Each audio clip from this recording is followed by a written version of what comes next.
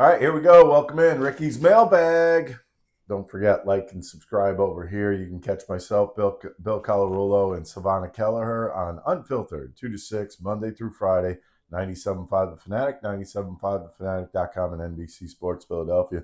This is where I take your Phillies questions, try to answer them to the best of my ability. Big clinch of the NL East. Here we go, Dylan. Would you use Jhoan Duran for a multi-inning save in the playoffs? In the playoffs, absolutely. I don't know about multi-inning. In two separate innings, yes. In a sense where if there's 2 outs in one inning, he's got to come in and get an out and then go back out for the rest of the ball game.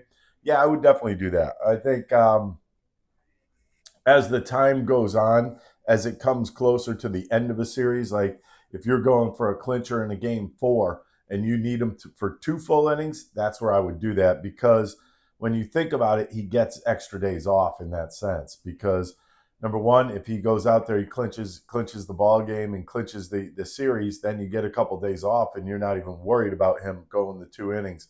Going an inning and a third inning and 2/3 at times, I think, that's something he's done in the past. So you really shouldn't have any worries about that.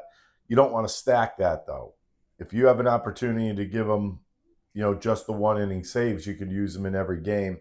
If there are some, where he's going kind of a high pitch count, that's where you get into trouble in series like that. But when it comes to a clincher, yeah, I wouldn't be afraid to use him 2 innings, because if he goes out there, gets the job done, then you're sitting pretty and you're in a pretty good situation with him getting some days off before he has to pitch again. So yeah, I'm not opposed to it at all. I know factually that he's done it before, so I'm not worried in that sense. And quite frankly, there's going to be some questions obviously going in the bullpen. And I think they're going to try to erase those questions, because you could hide them in a playoff series if you have an opportunity to bring somebody in for a more than just an inning. So yeah, Duran more than an inning, absolutely. Yeah. Which bullpen arms do you trust in the playoffs? Obviously Duran is one of them. You're going to trust him at the back end of the bullpen. One guy that's kind of going under the radar, and I think a lot of people kind of look at him as kind of a part-timer anyways, is David Robertson. The one thing about David Robertson, he's been there, done that. And he's been in big-time situations. He's not going to panic in those type of situations. As a matter of fact, I think you're going to get a guy that's going to go out there just like it's every other game. And when you have a guy that's not taking the pressure into consideration, can just go out there and pitch, I'm going to use him. And David Robertson, 40 years old, for crying out loud. This guy's still throwing hard, still understands how to pitch, and he's probably got more knowledge than that whole bullpen put together. So, yeah, I have no problem whatsoever using David Robertson. I think Matt Strahm has been very good. And it surprises me, because you watch Strahm, and he'll throw pitches that look like they're very hittable at 92, topping 93 miles an hour, and he's blowing it by people. I mean, that's something that we don't get to see unless you're standing in the box against him, because I think he gets a lot of jump on the baseball, and by that, a lot of finish on the ball because of his length. I think he lets the ball go so close to home plate that the players aren't picking the ball up as well as they possibly should. But I like what Strom has done. As long as he doesn't get in panic situations, I think he's in good shape. So I'll go with those 3 right now. I have a hard time going over the top of that, because I haven't loved what Orion Kerkering has been in the last month. Would I still trust him? Yes. How much? Question marks. And the other guy I would trust, especially in the middle innings, because he's been good all year long, is Tanner Banks. I mean, this guy's been solid all year long. It's been probably the most consistent guy out there in that bullpen as the season went on. There you go. Okay, it's looking like the Phillies are going to get a bye week. Do you think that's a good thing, or do you think it could hurt them with the time off? I think health-wise, I'm going to say that could help this team. Last year, not so much. I think they've been through it already, and they're going to have to most likely go through it again. I know we're going to get all the answers. Oh, we're going to have some intra-squad games. We're going to do this and that. That doesn't bring that adrenaline level up. when you're facing your own pitchers, you're not going to go out there and think to yourself, oh, this is great. We understand what we're doing. We get it. We're going to be all right. I mean, there's no answer for that. Phillies of the past were a little different. This team is still a little streaky, but what has changed is that the roster and the batting lineup has gotten deeper. And when that happens, you have less of an opportunity for everybody to go in the tank at once. So if you have two guys that are struggling because they had days off, that doesn't mean everybody's going to be struggling. Obviously, if Harper or Schwarber are going well, I think you're in good shape because those are power situations. Those guys could hit the ball out of the ballpark. I think if the bottom of the lineup goes kind of south, you have to hope that everybody at the top is kind of going in the right direction. And the way they've been going lately, I don't see that changing.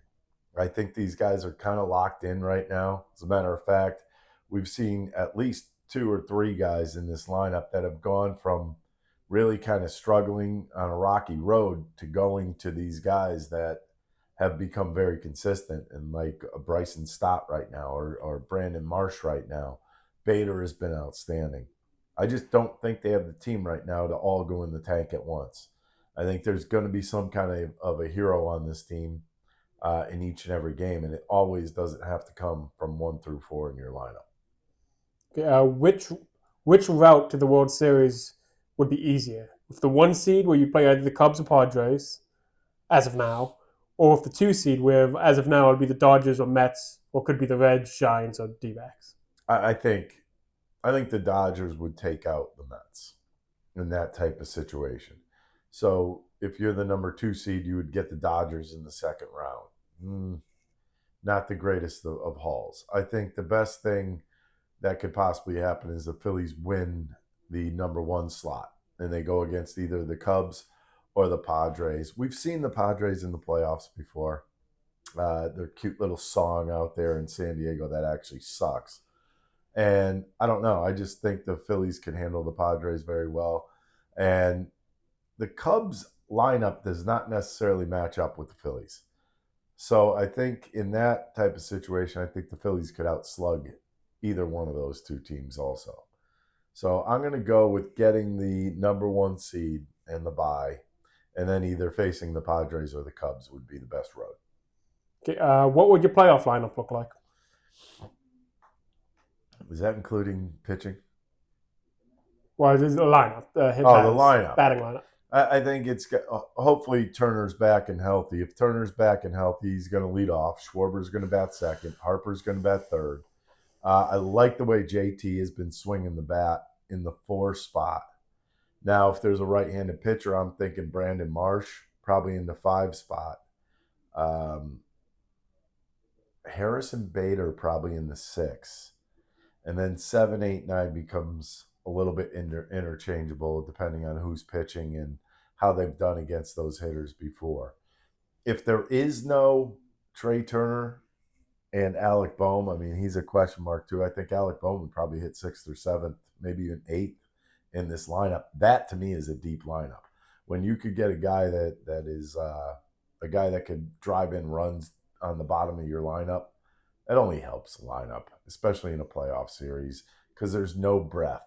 Let me put it this way. That pitcher doesn't look at the lineup and go, oh, I got 7, 8, 9 coming up. I'm in really good shape. That's not going to happen. And if Bader has to hit leadoff, then fine. Then it would be Bader, Schwarber, Harper, Real Muto, and then Marsh, and then kind of go from there with whoever you're going to be starting in the lineup. But hopefully Trey Turner's back. Okay, and then final question. Would you include Aaron Nola in your NLDS roster? NLDS roster, yes. I wouldn't start him right now. He's got a couple starts left. He's got to have 2 lights out starts for me to put him into that rotation. I think right now what you're looking at is Christopher Sanchez, automatic number 1. Ranger Suarez, automatic number 2. And I think Luzardo's done enough to keep a shot at that number 3. And then Aaron Nola is just going to be either a long guy out of the bullpen or an emergency guy in a situation where you may need a starter. But I don't see it right now. I'm having a hard time saying to myself that Aaron Nola should be the guy that's going in there and starting a game.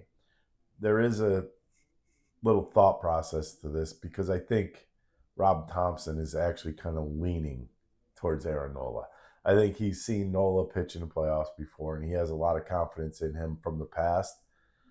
But the ups and downs, the peaks and valleys this year for Aaron Nola are kind of a tough sign, and I don't like it. He really hasn't come out of it for a long period of time. So in all honesty, I think it's one of those situations where you go lefty, lefty, lefty right now. And there you have it. All right, this is Ricky's Mailbag. Remember, like and subscribe over here. Also, don't forget, you can catch me, Bill Colarulo, Silvana Kelleher on Unfiltered.